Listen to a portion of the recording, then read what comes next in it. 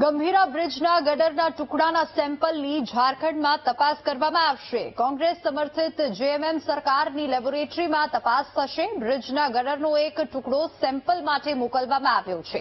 રાજ્ય સરકારના માર્ગ મકાન વિભાગના અધિકારીની હાજરીમાં ટેસ્ટિંગ થશે અને કાર્યપાલક ઇજનેર કક્ષાના અધિકારી ટેસ્ટિંગ વખતે હાજર રહેશે। બ્રિજમાં વપરાયેલા મટીરીયલની ગુણવત્તાની તપાસ થશે। બ્રિજમાં વપરાયેલા મટીરીયલની ગુણવત્તાને લઈને આ કાર્યવાહી કરવામાં આવી રહી છે, તેની તપાસ કરવામાં આવશે।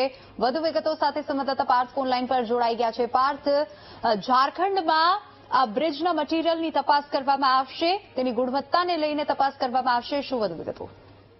39 દિવસ પહેલા બરોડા અને પાદરા વચ્ચે જે બ્રિજ છે, ગંભીરા બ્રિજ છે, ધરાશાયી થયો હતો અને લગભગ આ 22 લોકોના મૃત્યુ થયા છે। ત્યારે આ બ્રિજ કઈ રીતે પડ્યો તેની તપાસ હજુ સુધી પણ થઈ નથી। ત્યારે હવે ગુજરાત સરકાર ઝારખંડ સરકારના સહારે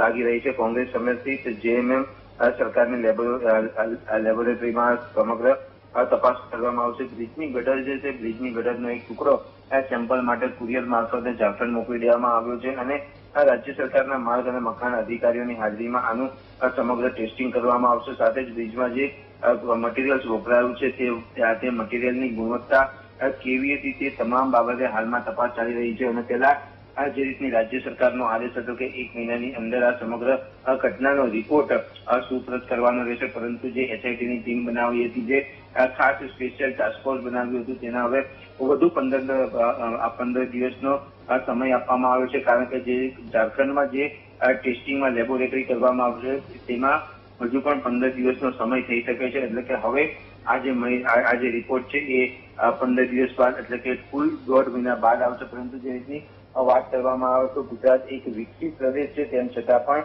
આવી લેબોરેટરી ન હોવાની પણ એક મોટી ખામી કહી શકાય। એટલે જ ગુજરાત સરકારને ઝારખંડમાં લેબોરેટરી ટેસ્ટિંગ માટે જે ગંભીરા બ્રિજનો જે ટુકડો છે તે સેમ્પલ છે તે મોકલવામાં આવ્યું છે। જી પાર્થ, આભાર સમગ્ર માહિતી બદલ। તો બ્રિજમાં વપરાયેલા મટીરીયલની ગુણવત્તાની તપાસ હવે ઝારખંડમાં થશે। ગંભીરા બ્રિજના ગટરના ટુકડાના સેમ્પલની ઝારખંડમાં તપાસ કરવામાં આવશે।